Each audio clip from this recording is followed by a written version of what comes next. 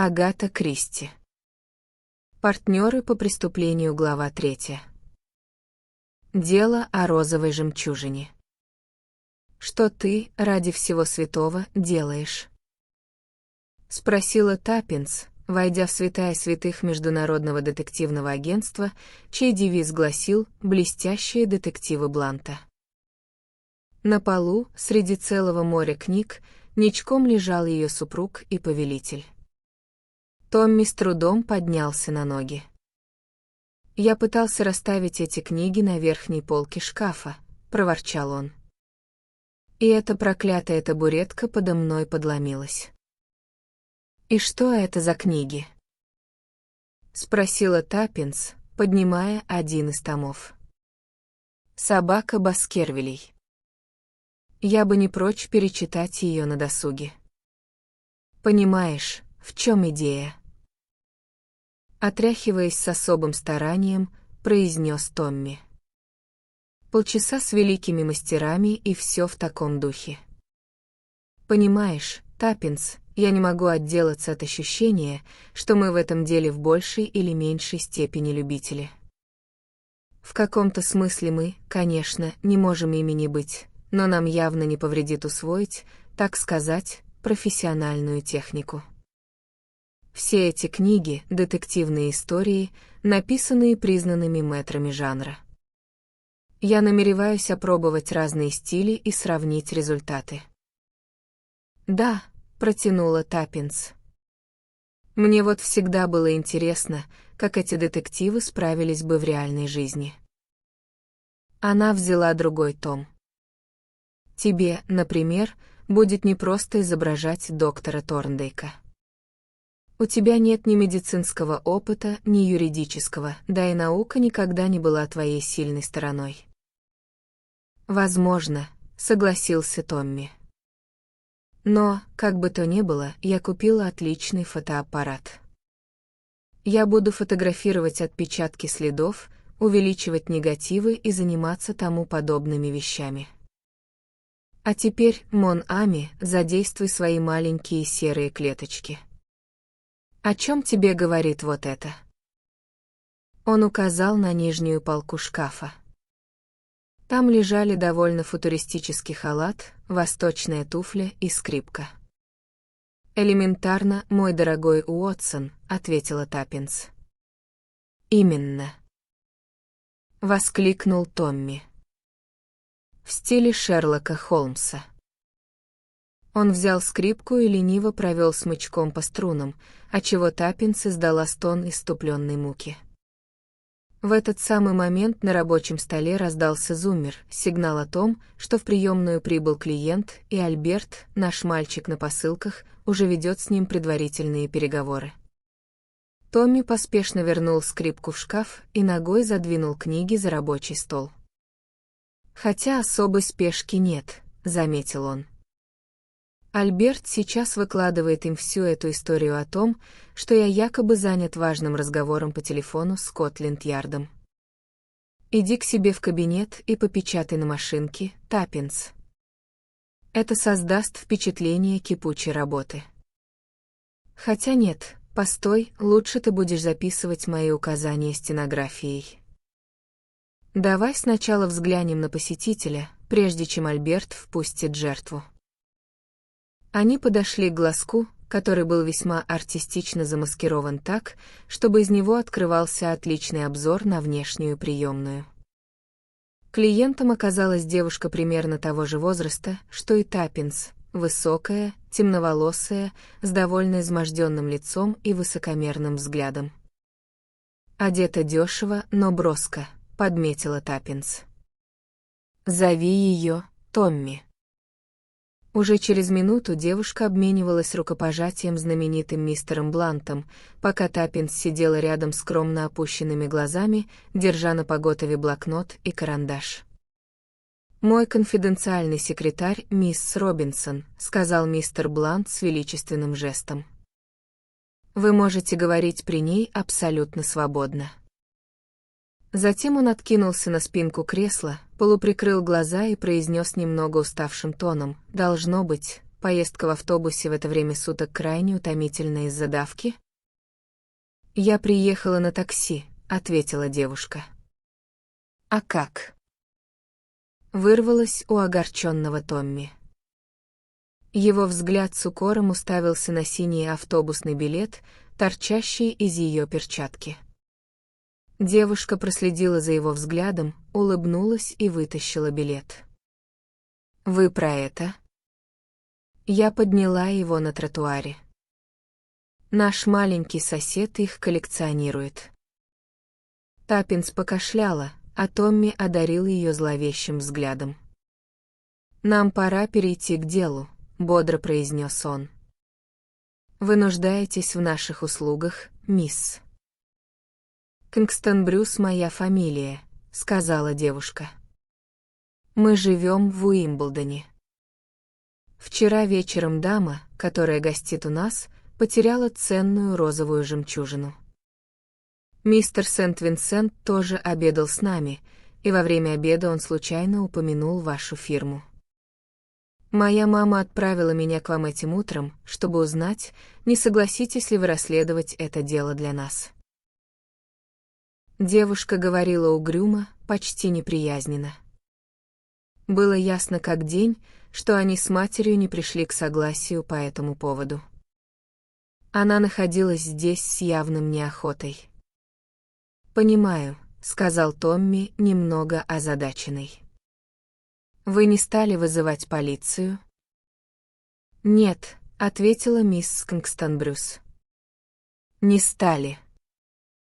Было бы глупо вызывать полицию, а потом обнаружить, что эта безделушка просто закатилась под камин или что-то в этом роде». «А как?» Вырвалось у Томми. «Значит, драгоценность, возможно, всего лишь затерялась?» Мисс Кингстон Брюс пожала плечами. «Люди делают из всего такую шумиху», — пробормотала она. Томми откашлялся. «Разумеется», — с сомнением произнес он. «Я чрезвычайно занят в настоящее время».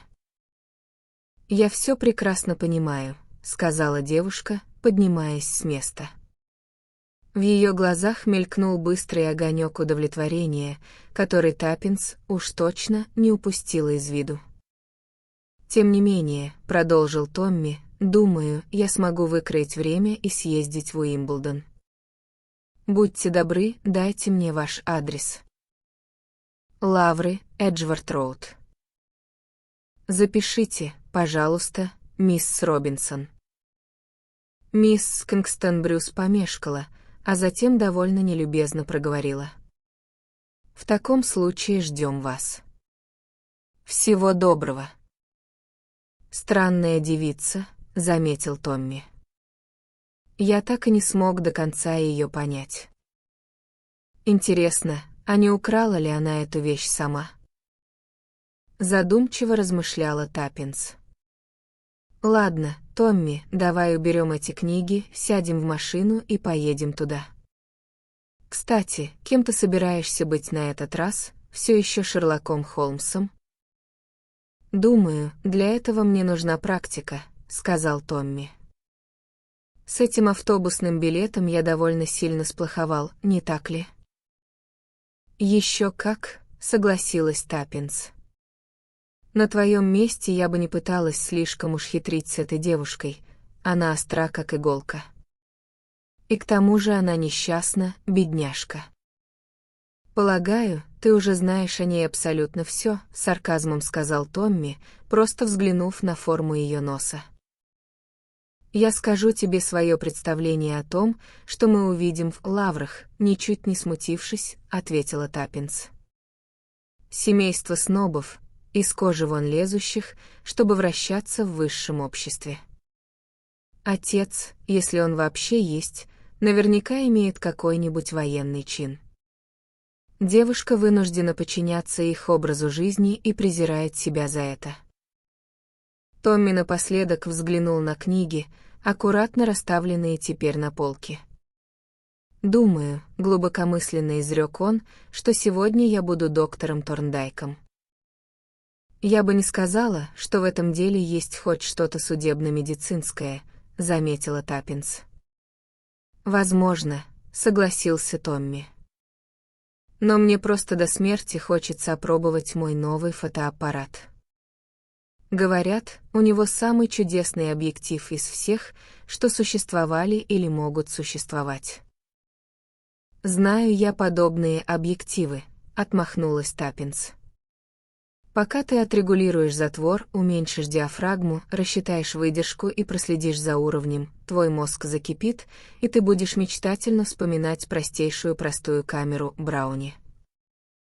Только лишенная амбиций душа может довольствоваться простейшей Брауни. Что ж, спорим, я получу снимки лучше, чем ты?» Томми проигнорировал этот вызов.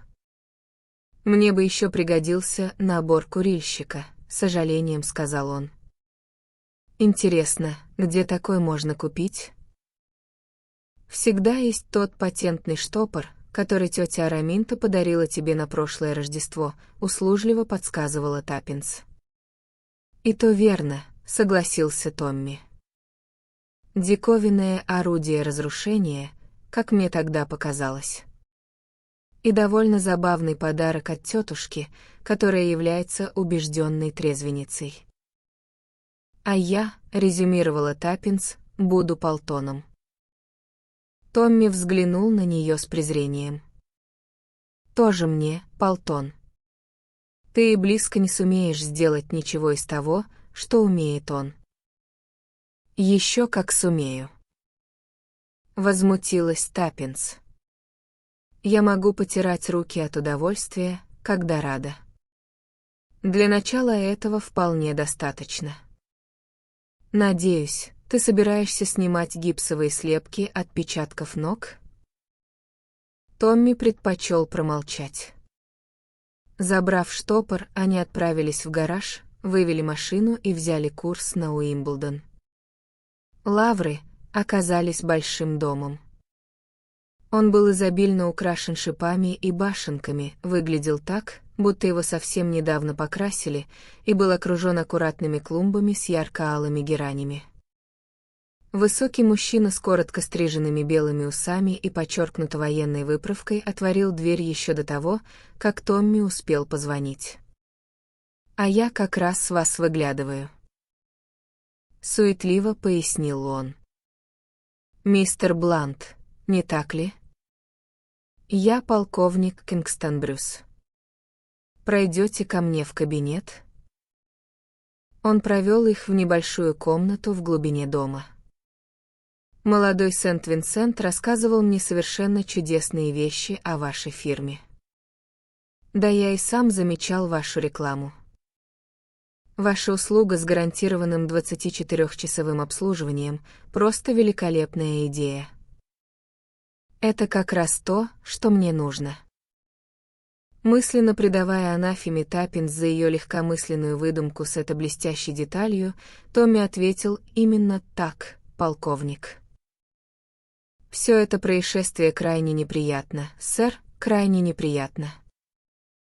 Не могли бы вы любезно изложить мне факты?» Попросил Томми с легким оттенком нетерпения. «Разумеется, прямо сейчас. В настоящее время у нас гостит наша очень старая и дорогая подруга, леди Лора Бартон, дочь покойного графа Кэрроуэя. Нынешний граф, ее брат, на днях произнес яркую речь в палате лордов. Как я уже сказал, она наша старая и дорогая подруга. Мои американские друзья, которые только что приехали, супруги Хэмилтон Бетс, очень хотели с ней познакомиться. «Нет ничего проще», — сказал им я, — «она как раз гостит у меня. Приезжайте на выходные. Вы же знаете, как американцы относятся к титулам «Мистер Блант». Да и не только американцы, полковник Кингстон Брюс. Увы. Это только скверная правда, дорогой сэр. Терпеть не могу снобов. Так вот, как я уже говорил, Бетсы приезжали на выходные. Вчера вечером мы как раз играли в бридж, у кулона миссис Хэмилтон Бетс сломался замок. Она сняла его и положила на маленький столик, намереваясь забрать к себе наверх, когда пойдет спать. Однако сделать это она забыла. Я должен пояснить, мистер Блант, что кулон состоял из 2 маленьких бриллиантовых крыльев и висящей на них крупной розовой жемчужины. Нынче утром кулон нашли на том самом месте, где его оставила миссис Бетс, но жемчужина огромной ценности, была вырвана. Кто нашел кулон? Горничная, Глэдис Хилл. Есть ли причины подозревать ее? Она работает у нас уже несколько лет, и мы всегда находили ее абсолютно честной. Но, конечно, никогда нельзя знать наверняка. Именно. Опишите, пожалуйста, вашу прислугу, а также скажите, кто присутствовал за обедом вчера вечером. У нас есть кухарка, она работает у нас всего 2 месяца, но у нее не было никакого повода подходить к гостиной. Тоже относится и к помощнице кухарки. Еще есть горничная, Элис Каммингс. Она тоже с нами уже несколько лет. И, разумеется, камеристка леди Лоры. Она француженка. Полковник Кингстон Брюс выглядел чрезвычайно внушительно, произнося эти слова.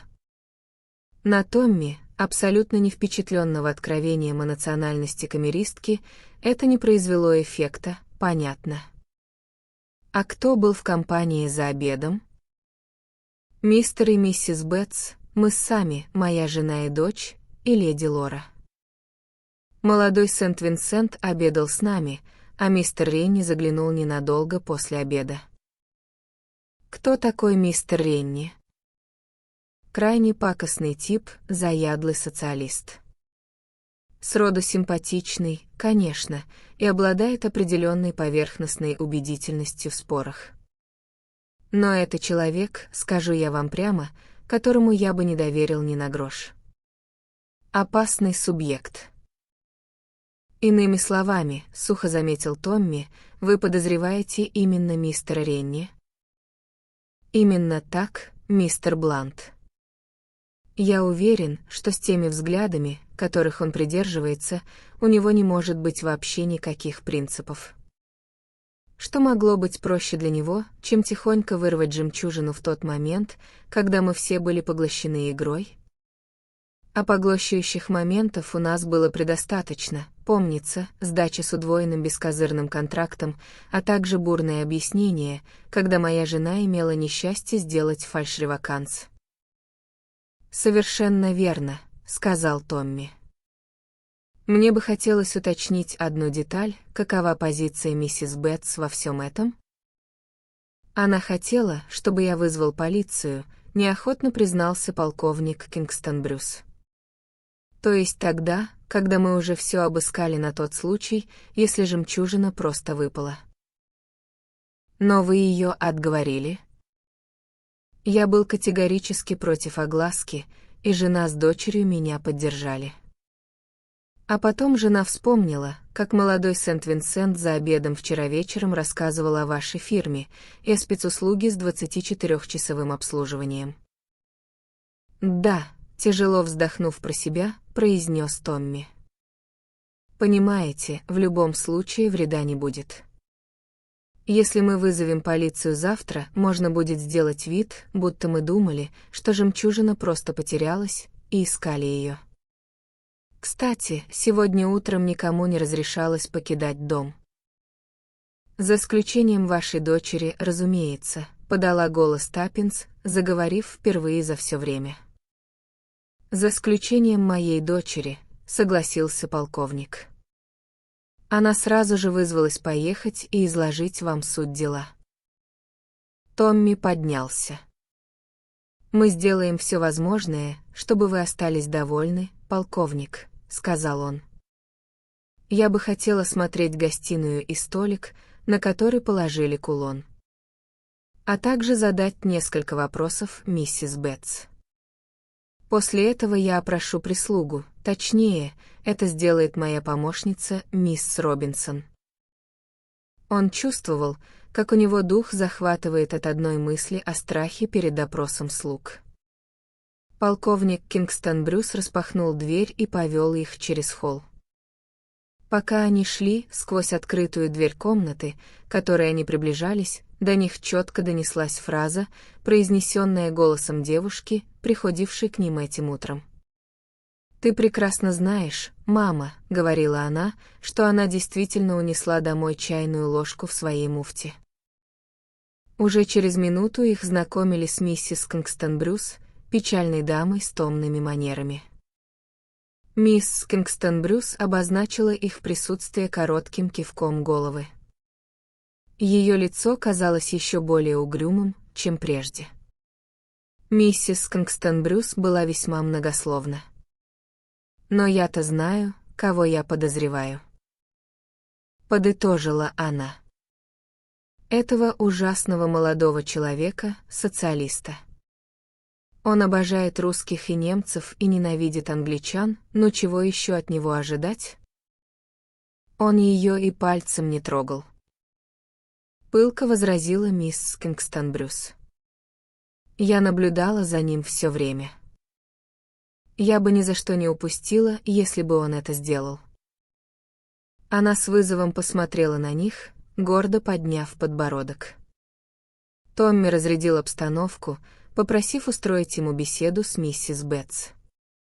Когда миссис Кингстон Брюс в сопровождении мужа и дочери удалилась, чтобы найти миссис Бетс, он задумчиво свистнул.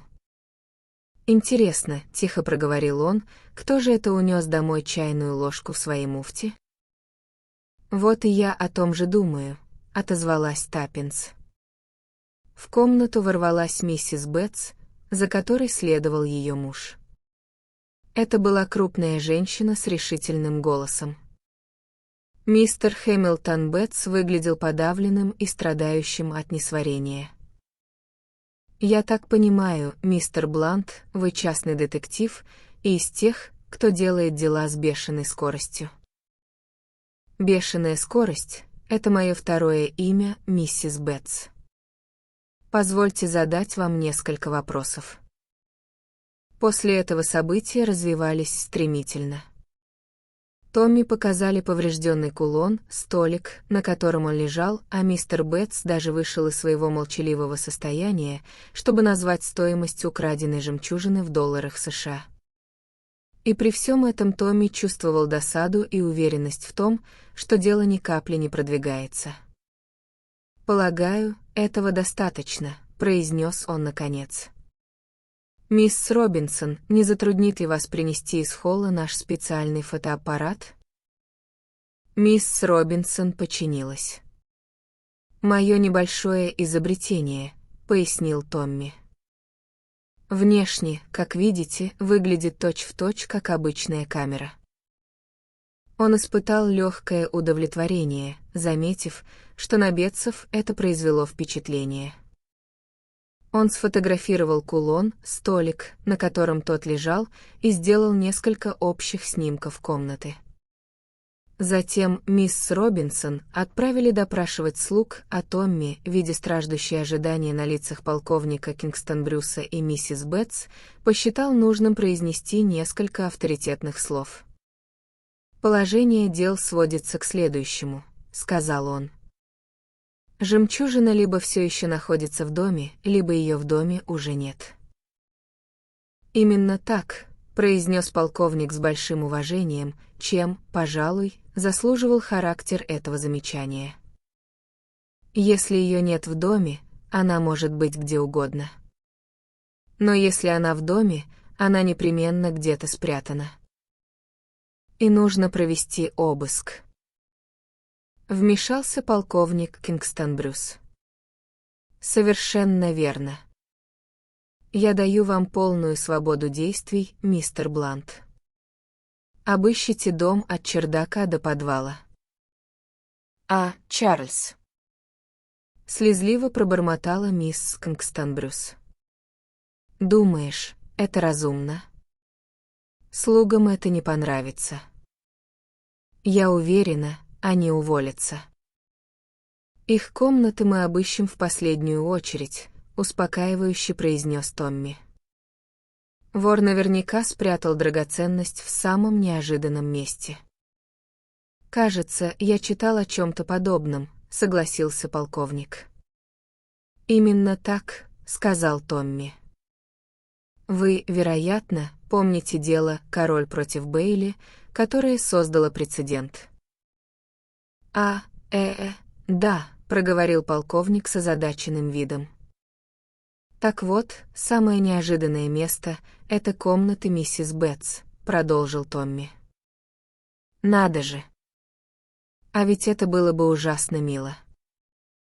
Восхитилась миссис Бетс. Без лишних слов она повела его наверх в свою комнату, где Томми снова пустил в ход свой специальный фотоаппарат. Вскоре к нему присоединилась Таппинс. «Надеюсь, миссис Бетс, вы не возражаете, если моя помощница заглянет в ваш гардероб?» «Да нисколько. Я вам здесь больше не нужна?» Томми заверил ее, что удерживать ее нет никакой необходимости, и миссис Бетс удалилась. «Мы с таким же успехом можем продолжать блефовать», — сказал Томми. «Но лично я не верю, что у нас есть хоть малейший шанс найти эту штуку. Будь ты проклята со своим фокусом про 24-часовое обслуживание, Таппинс».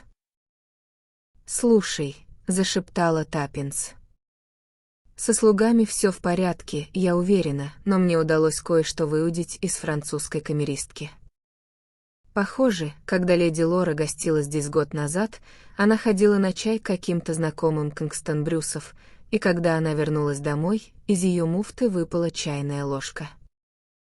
Все подумали, что она, должно быть, упала туда случайно.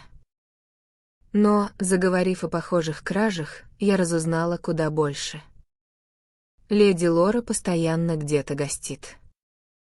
У нее, как я поняла, нет ни гроша за душой, и она выискивает себе комфортное жилье у людей, для которых титул все еще что-то значит.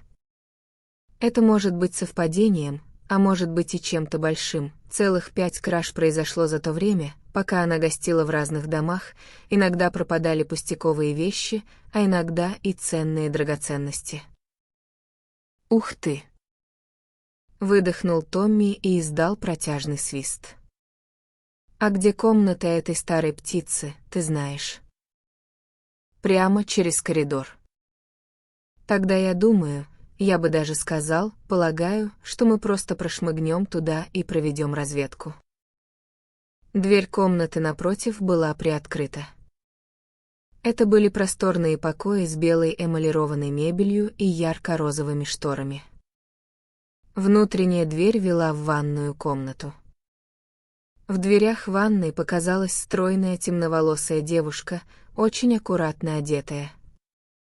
Таппинс сдержала возглас изумления, готовый сорваться с губ девушки. «Это Элис, мистер Блант», — чопорно произнесла она. «Камеристка леди Лоры». Томми переступил порог ванной комнаты и мысленно оценил ее роскошное и современное оснащение. Он принялся рассеивать откровенно подозрительный взгляд на лице французской девушки. «Заняты своими обязанностями, да, мадмуазель Элис?» «Да, месье, я чищу ванну, миледи». «Что ж, возможно, вы вместо этого поможете мне со съемкой. У меня здесь особый фотоаппарат, и я фотографирую интерьеры всех комнат в этом доме». Его прервал громкий стук смежной двери в спальню, резко захлопнувшейся у него за спиной.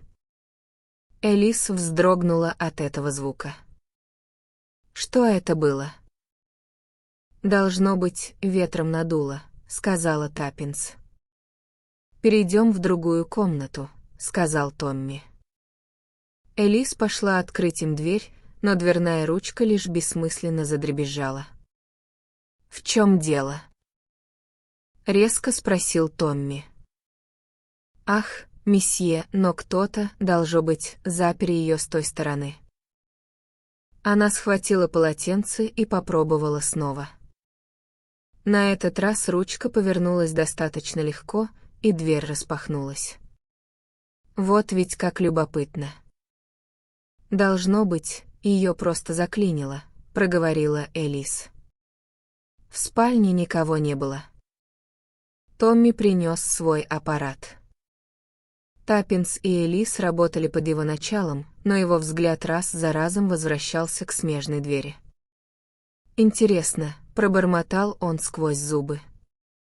«Интересно, почему эту дверь заклинило?»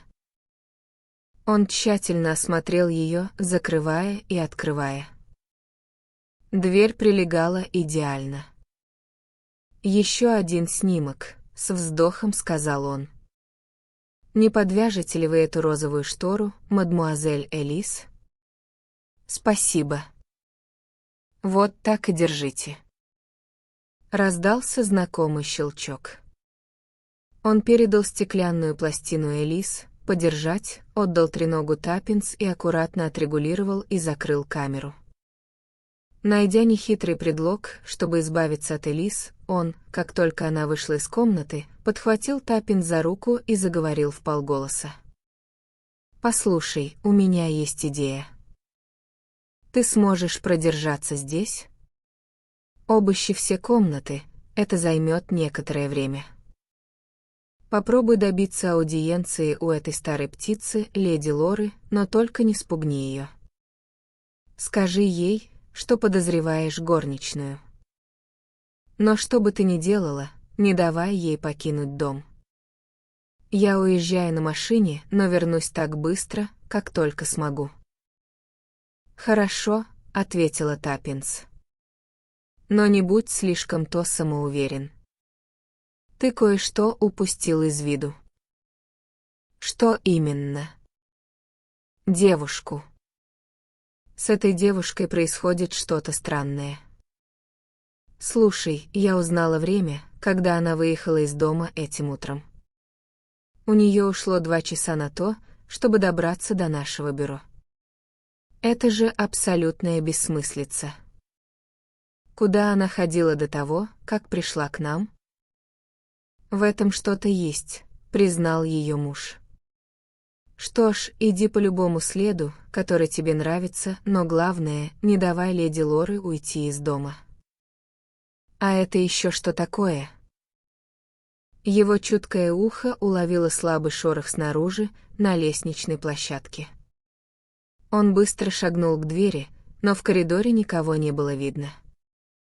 «Ну, до встречи», — сказал он. «Я вернусь так быстро, как смогу».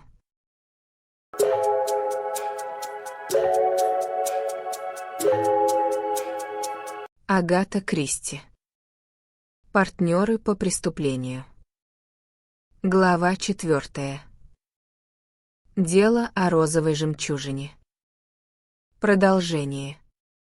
Таппинс с легким чувством тревоги смотрела, как он уезжает на машине. Томми был абсолютно уверен в успехе, а вот она далеко не так. Некоторые вещи все еще оставались для нее непонятной загадкой. Она все еще стояла у окна, наблюдая за улицей, когда заметила мужчину. Он вышел из укрытия возле ворот напротив, пересек улицу и позвонил в дверь. В одно мгновение Таппинс выскочила из комнаты и сбежала по лестнице. Горничная Глэдис Хилл уже выходила из глубины дома, но Таппинс властным жестом отправила ее обратно. Затем она сама подошла к входной двери и открыла ее. На пороге стоял высокий, худой молодой человек в плохо сидящей одежде, с горящими темными глазами. Он замешкался на секунду, а затем спросил: «Скажите, мисс Кингстон-Брюс дома?» «Входите, пожалуйста», — ответила Таппинс. Она отступила в сторону, пропуская его, и закрыла за ним дверь. «Мистер Ренни, если я не ошибаюсь», — ласково произнесла она. Он бросил на нее быстрый взгляд. Да. Пройдите сюда, пожалуйста». Она открыла дверь в кабинет. В комнате никого не было. Таппинс вошла вслед за ним и прикрыла дверь. Он повернулся к ней, хмуря лоб. «Мне нужно видеть мисс Кингстон-Брюс». «Не уверена, что вы сможете ее увидеть», — спокойным тоном ответила Таппинс. «Послушайте, да кто вы вообще такая, черт возьми?» Грубо спросил мистер Ренни. «Международное детективное агентство», — коротко отчеканила Таппинс и заметила, как мистер Ренни невзначай вздрогнул от неожиданности. «Пожалуйста, присядьте, мистер Ренни», — продолжила она. «Для начала хочу сказать, что нам отлично известно об утреннем визите мисс Кингстон-Брюс к вам». Это было смелое предположение, но оно сработало. Заметив его замешательство, Таппинс быстро добавила: «Главное сейчас — вернуть жемчужину, мистер Ренни. Никто в этом доме не заинтересован в публичной огласке. Неужели мы не сможем договориться?» Молодой человек внимательно посмотрел на нее. «Интересно, сколько именно вам известно?» — задумчиво произнес он. «Дайте мне подумать секунду». Он обхватил голову руками, а затем задал совершенно неожиданный вопрос. «Скажите, а это правда, что молодой Сент-Винсент обручён и собирается жениться?» «Абсолютно правда», — сказала Таппинс. «Я знаю эту девушку». Мистер Ренни неожиданно перешел на откровенный тон. «Это был просто ад какой-то», — признался он. Его приглашали сюда постоянно, утром, днем и вечером, буквально навязывая ему Битрис. И все только потому, что когда-нибудь он унаследует титул. «Будь моя воля». «Давайте не будем о политике», — поспешно перебила его Таппинс. «Скажите лучше, мистер Ренни, почему вы решили, что жемчужину взяла мисс Кингстон-Брюс?» Я так не думаю». «Думаете», — спокойно возразила Таппинс. «Вы ждете, пока детектив, как вы посчитали, уедет и путь станет свободен, а затем приходите и просите позвать ее. Это же очевидно. Если бы вы сами украли жемчужину, вы бы не переживали и в половину так сильно». «Она вела себя очень странно», — сказал молодой человек. «Она пришла сегодня утром, рассказала мне о краже и объяснила, что направляется к частным детективам. Было похоже, что она очень хочет что-то сказать, но никак не может решиться». «Что ж», — произнесла Таппинс, — «все, что мне нужно, это жемчужина. Вам лучше пойти и поговорить с ней лично». Но в этот самый момент полковник Кингстон-Брюс открыл дверь. «Обед готов, мисс Робинсон. Надеюсь, вы пообедаете с нами». Тут он запнулся и с неприязнью уставился на гостя. «Очевидно», — произнес мистер Ренни, «что меня вы к обеду приглашать не намерены». «Что ж, тогда я пойду». «Вернитесь позже», — шепнула ему Таппинс, когда он проходил мимо нее. Таппинс последовала за полковником Кингстон-Брюсом, который все еще тихо ворчал себе под нос в усы по поводу невыносимой наглости некоторых людей. Они вошли в массивную столовую, где уже собралась вся семья. Лишь один человек из присутствующих был Таппинс незнаком. «Познакомьтесь, леди Лора, это мисс Робинсон, которая так любезно оказывает нам помощь». Леди Лора наклонила голову, а затем принялась пристально разглядывать Таппинс через пенсне. Это была высокая, худая женщина с печальной улыбкой, мягким голосом и очень холодными, проницательными глазами. Таппинс ответила ей столь же пристальным взглядом, и леди Лора отвела глаза. После обеда леди Лора завязала разговор с видом мягкого любопытства. «Как продвигается расследование?» Таппинс с нужным нажимом упомянула о подозрениях, падающих на горничную, хотя на самом деле ее мысли были заняты совсем другим. Леди Лора могла бы прятать в своей одежде чайные ложки или другие предметы, но Таппинс была почти уверена, что розовая жемчужина не ее рук дело. Вскоре Таппинс продолжила осмотр дома. Время шло. Томми все не появлялся, что волновало Таппинс гораздо больше, от мистера Ренни тоже не было никаких вестей. Внезапно, выходя из спальни, Таппинс едва не столкнулась с Битрис Кингстон-Брюс, которая спускалась по лестнице. Она была полностью одета для выхода на улицу. «Боюсь», — сказала Таппинс, — «что сейчас вам лучше никуда не ходить». Девушка надменно посмотрела на нее. «Пойду я куда-то или нет, абсолютно не ваше дело», — холодно отрезала она. «А вот сообщать мне в полицию или нет, это уже точно мое дело», — ответила Таппинс.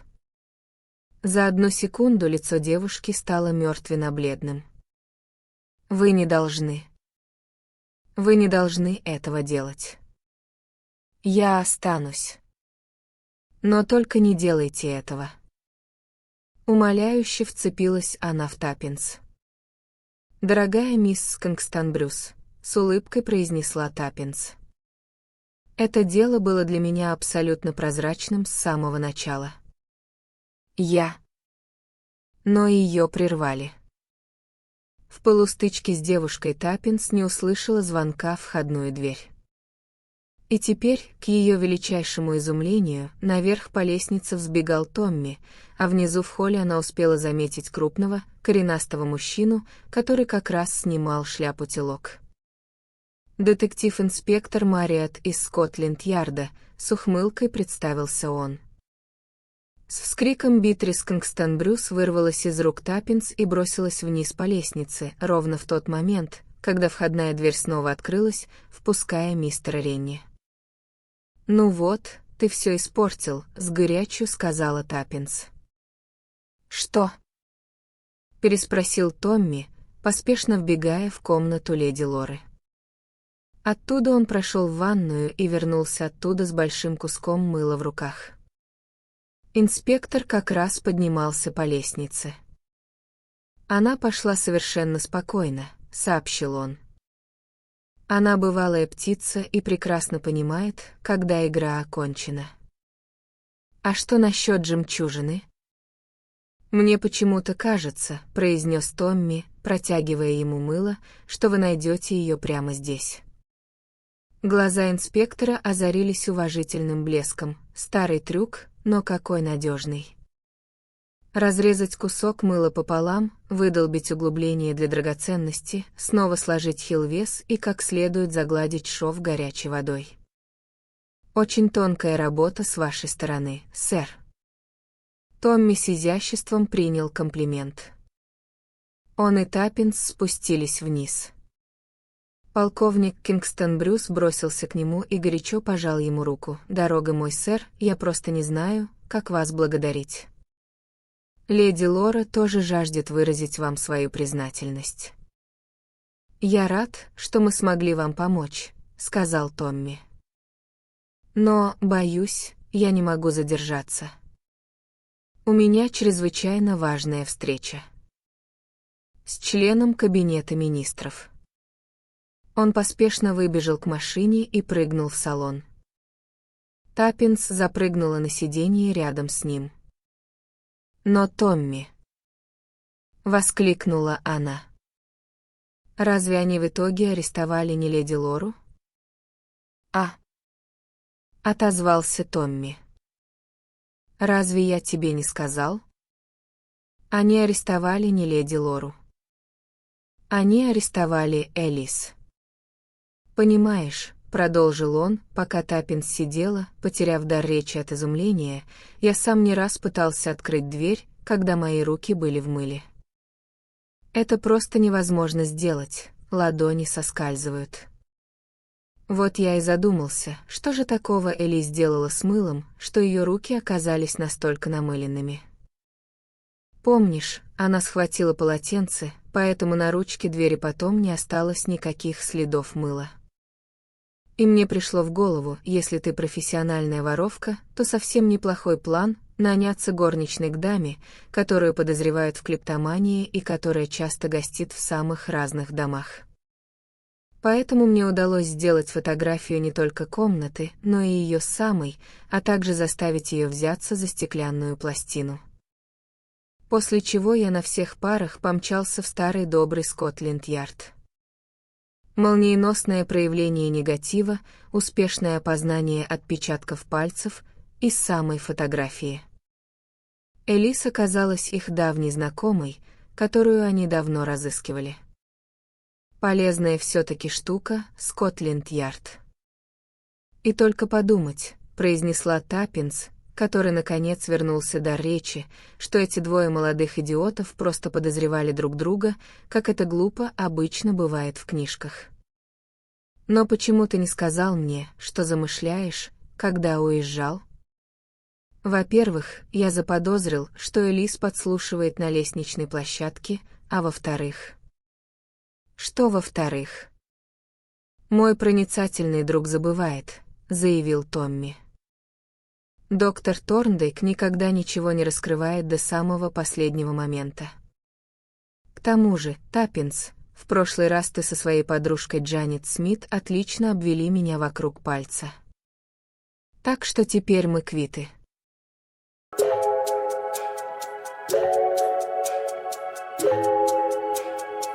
Агата Кристи. Партнеры по преступлению. Глава 4. Дело о розовой жемчужине. Продолжение. Таппинс с легким чувством тревоги смотрела, как он уезжает на машине.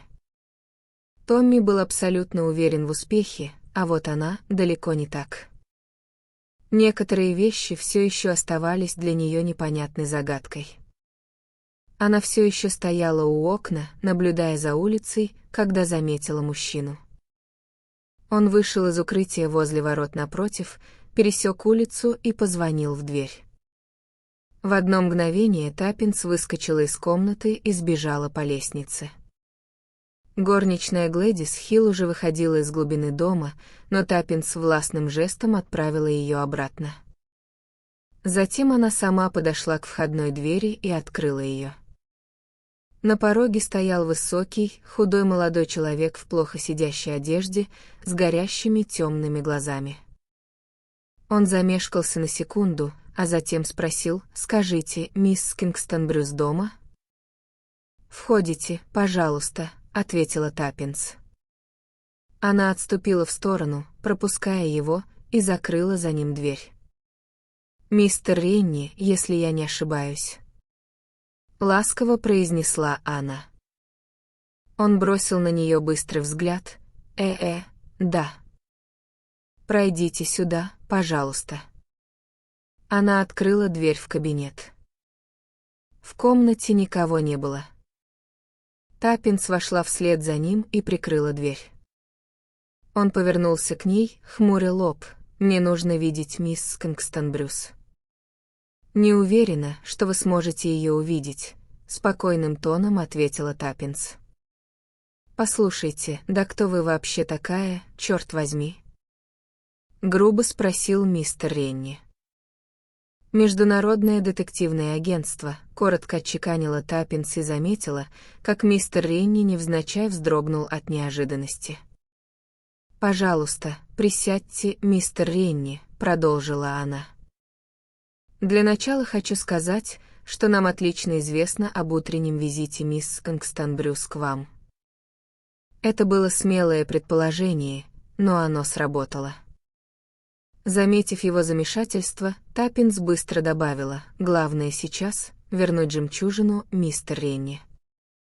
Никто в этом доме не заинтересован в публичной огласке. Неужели мы не сможем договориться?» Молодой человек внимательно посмотрел на нее. «Интересно, сколько именно вам известно?» — задумчиво произнес он. «Дайте мне подумать секунду». Он обхватил голову руками, а затем задал совершенно неожиданный вопрос. «Скажите, а это правда, что молодой Сент-Винсент обручён и собирается жениться?» «Абсолютно правда», — сказала Таппинс.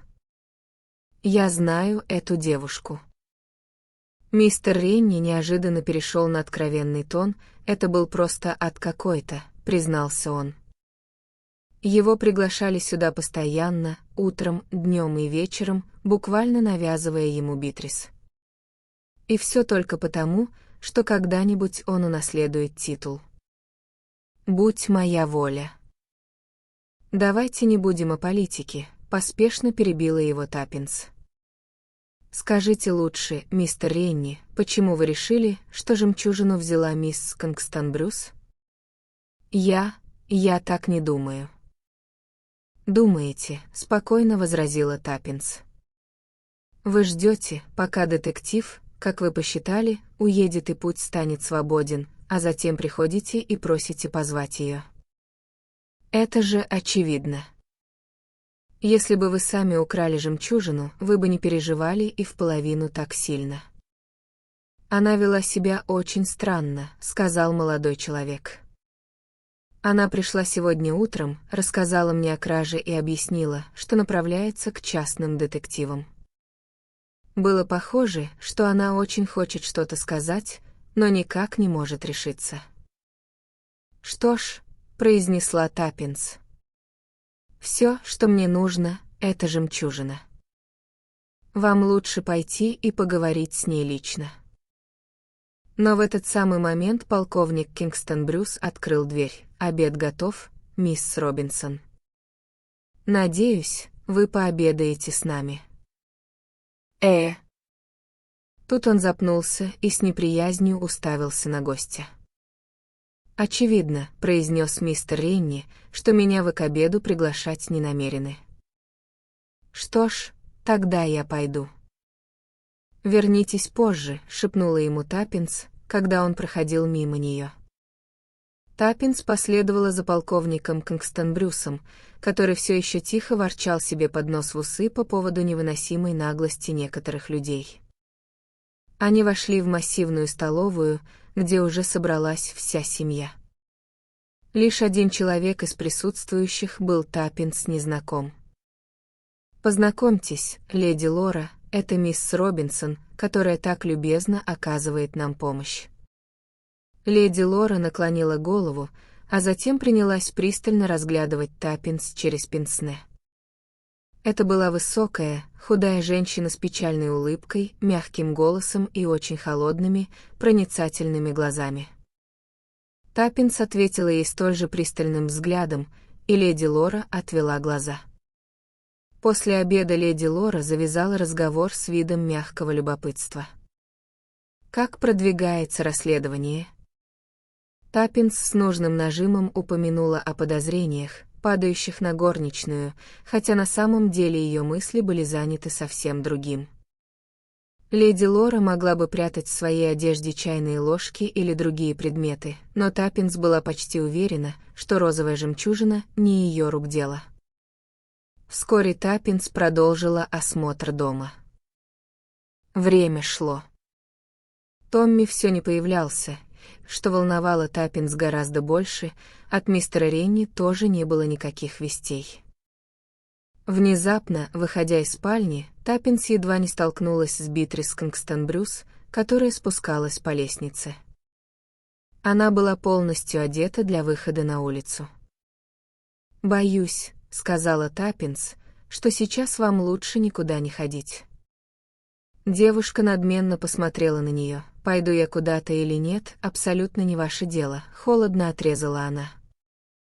«А вот сообщать мне в полицию или нет, это уже точно мое дело», — ответила Таппинс. За одну секунду лицо девушки стало мертвенно-бледным. «Вы не должны.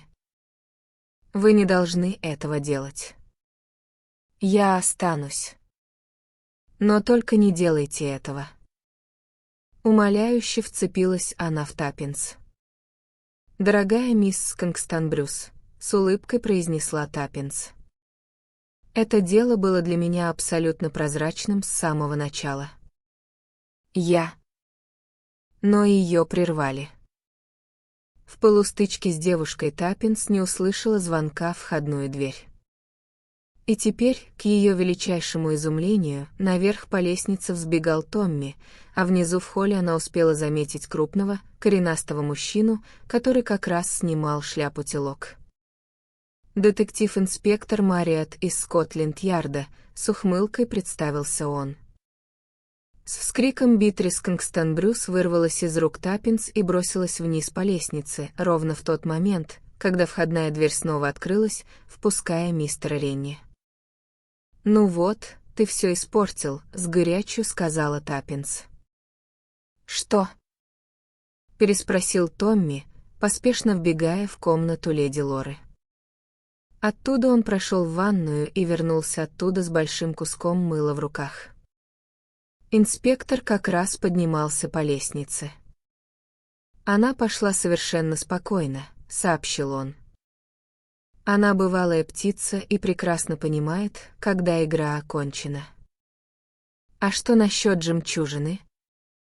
«Мне почему-то кажется», — произнес Томми, протягивая ему мыло, «что вы найдете ее прямо здесь».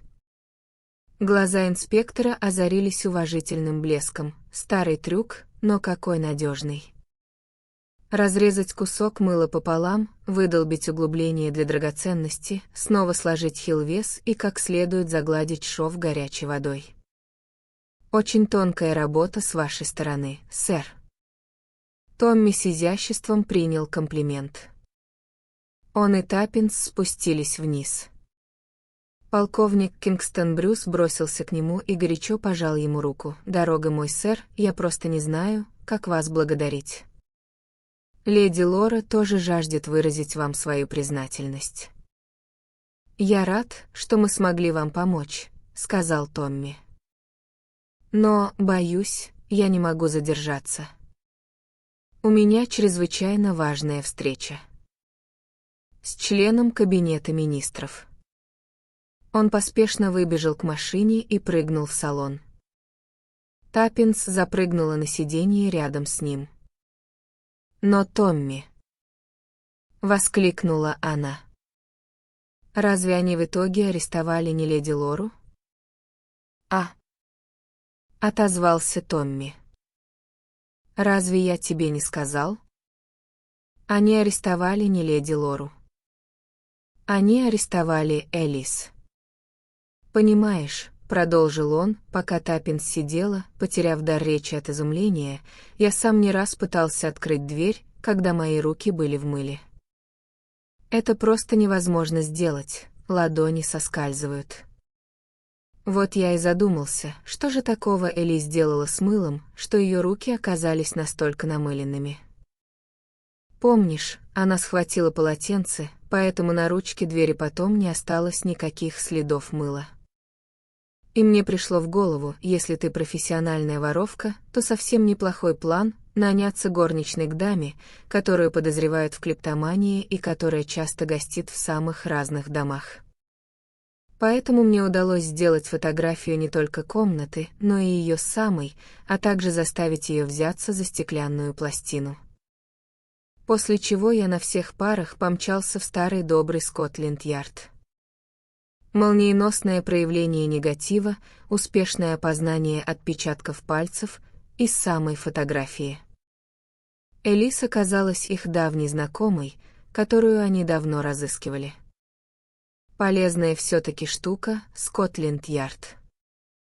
«И только подумать», — произнесла Таппинс, который наконец вернулся дар речи, что эти двое молодых идиотов просто подозревали друг друга, как это глупо обычно бывает в книжках.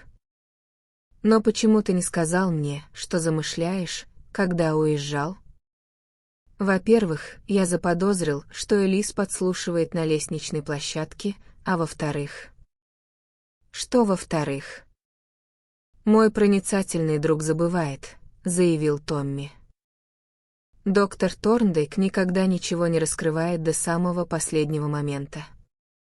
К тому же, Таппинс, в прошлый раз ты со своей подружкой Джанет Смит отлично обвели меня вокруг пальца. Так что теперь мы квиты».